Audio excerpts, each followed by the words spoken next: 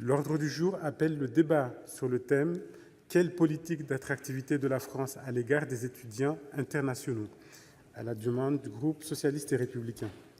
Nous allons procéder au débat sous la forme d'une série de questions-réponses dont les modalités ont été fixées par la Conférence des présidents.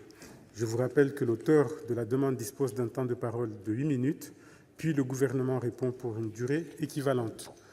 La parole est tout d'abord à l'orateur du groupe qui a demandé ce débat, à savoir Madame Sylvie Robert, pour le groupe socialiste et républicain. Vous avez 8 minutes, chers collègues.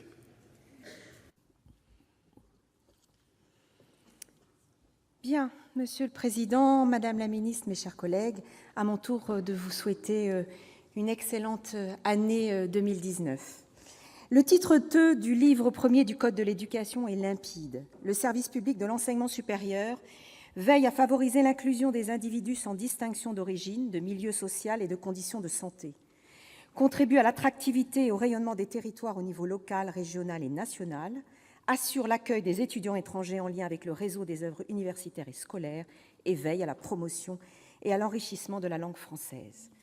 Or, l'annonce par le gouvernement, il y a quelques semaines maintenant, de l'augmentation des frais d'inscription à l'université des étudiants étrangers hors UE fait légitimement craindre une remise en question des missions et des objectifs dévolus au service public de l'enseignement supérieur, et ce d'autant plus que la multiplication par plus de 15 de ces droits n'a fait l'objet d'aucune étude d'impact, aucune concertation, que ce soit avec les premiers concernés, en l'occurrence la communauté universitaire, mais aussi les syndicats d'étudiants ou même la représentation nationale.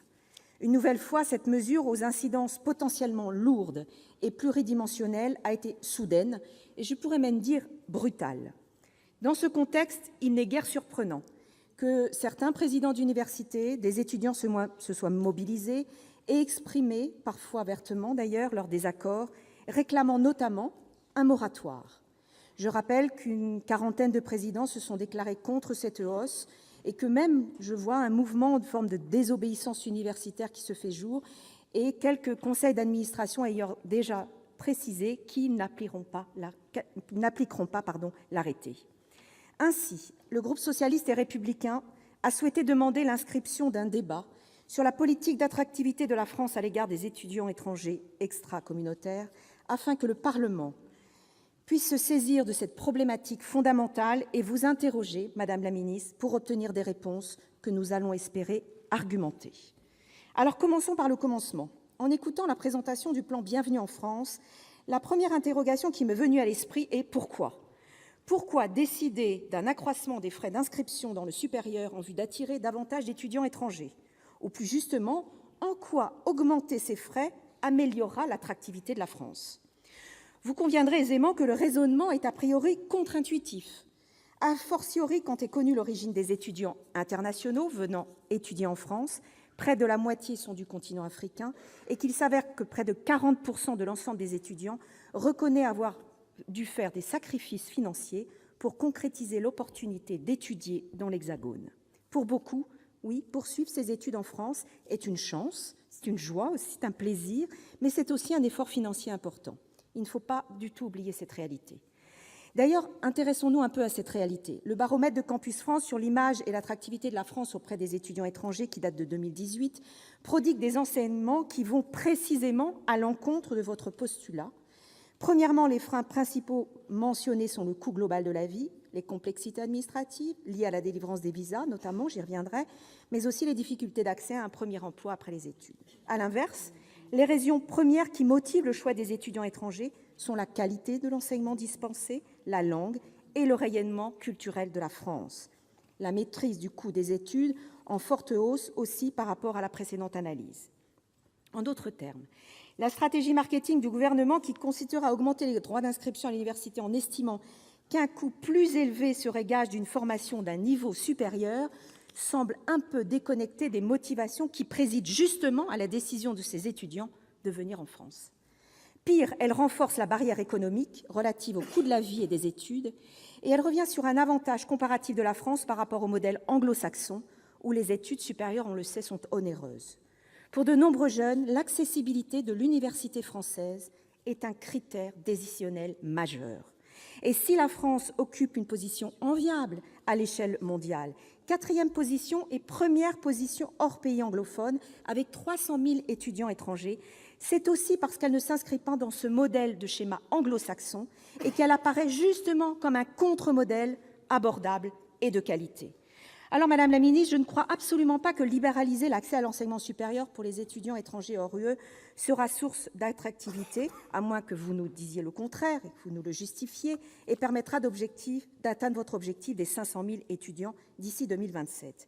Au contraire, eu égard à la structure des étudiants étrangers dans le supérieur français, l'effet d'éviction risque d'être massif. Et ce n'est aucunement l'octroi de 30 000 bourses, qui vont représenter à peine 6 % des objectifs que vous vous êtes fixés, qui, de mon point de vue, compensera cet effet. En revanche, vous impacterez leur provenance et vous provoquerez une substitution partielle tendant, et je l'ai dit dans un autre de mes propos, à attirer les étudiants les plus riches et en même temps à écarter les plus pauvres. D'autre part, comme le révèle le baromètre de Campus France, le premier facteur d'attractivité demeure la qualité de la formation. Or, cette dernière nécessite des ressources pédagogiques substantielles et oblige à créer et adapter en permanence les contenus afin qu'ils soient en adéquation avec les transformations de la société, aujourd'hui multiples, on le sait, et très rapides. Par conséquent, les universités ont besoin de moyens humains et financiers pour développer des filières attractives, spécifiques et reconnues. Pour le gouvernement, la hausse des frais d'inscription des étudiants extracommunautaires est une manière d'accroître les ressources propres des établissements. Mais n'est-elle pas également le signe, permettez-moi de le dire, d'un désengagement à venir de l'État pour le financement du service public de l'enseignement supérieur? Quelles garanties offrez-nous, Madame la ministre, afin que cette mesure n'ait pas pour corollaire une baisse égale du budget de l'État alloué aux universités, qui provoquerait, bien sûr, on le sait, encore un renforcement des disparités entre celles-ci?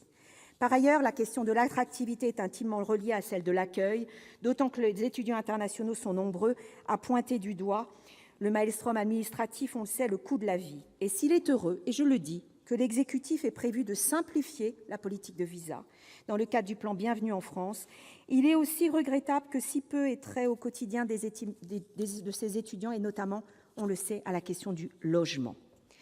Afin d'évoquer l'attractivité d'un pays, c'est aussi aborder son image et profondément sa consistance. J'appelle ça un peu l'âme. Il est tellement significatif que la culture et le patrimoine français soient le deuxième motif invoqué par les étudiants étrangers pour justifier leur choix de venir en France. Et la France, oui, continue à être perçue, et je l'espère pour longtemps encore, comme accueillante et attractive. Parce que je crois que aussi l'impact le plus négatif de cette mesure va résider dans l'image de la France, qui va se trouver écornée, notamment dans son aire d'influence. Je pense à la francophonie, mais je pense que mes collègues y reviendront dans le débat. Car la tradition d'ouverture de l'université française, pourtant séculaire, est mise à mal, et c'est le fondement même philosophique de notre identité politique, l'égalité républicaine, l'accès universel au savoir et aux connaissances, indépendamment des conditions matérielles, qui est ainsi remis en question.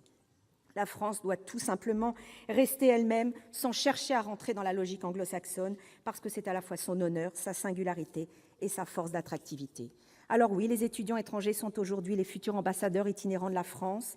Alors j'espère, Madame la ministre, que vous reviendrez sur cette mesure, que le principe d'autonomie des universités ne servira pas de paravent au gouvernement pour se départir de sa responsabilité, également sur un plan diplomatique, parce que là aussi, il y a un enjeu majeur pour demain. Merci beaucoup. Merci, chers collègues. La parole est à présent à Madame Frédérique Vidal, ministre de l'Enseignement supérieur, de la Recherche et de l'Innovation.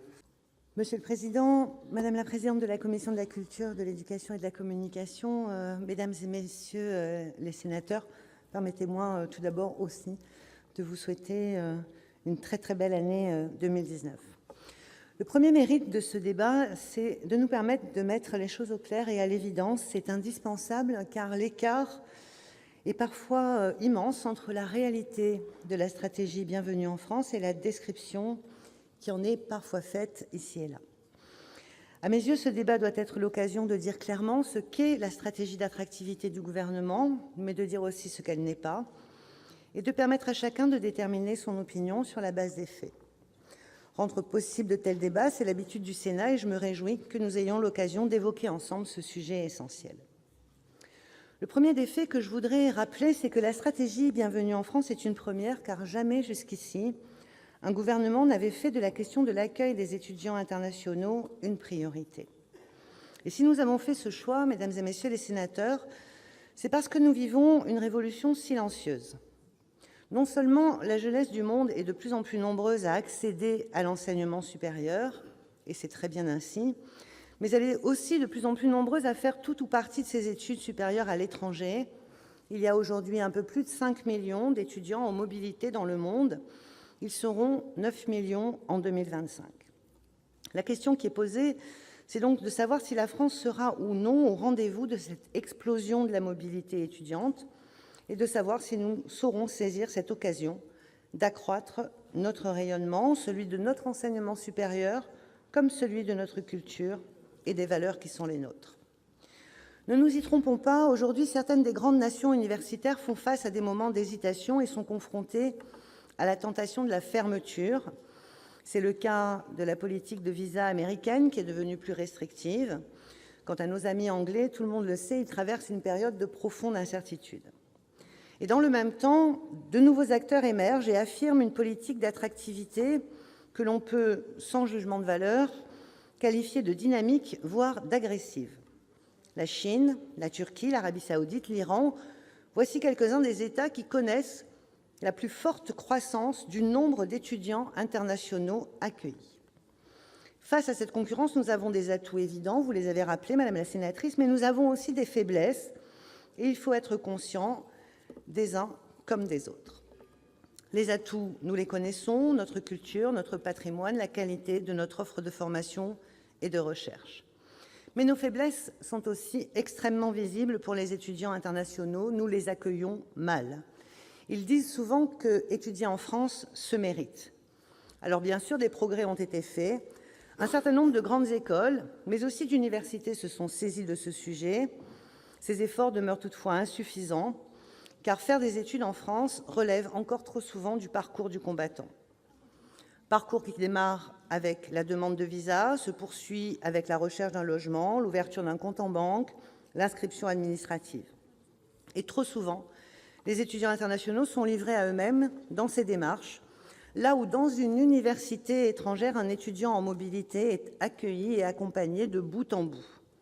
Il suffit de comparer et de voir comment les étudiants français sont accueillis dans les universités étrangères. L'enjeu est donc bien là, être à la hauteur des standards internationaux de l'accueil.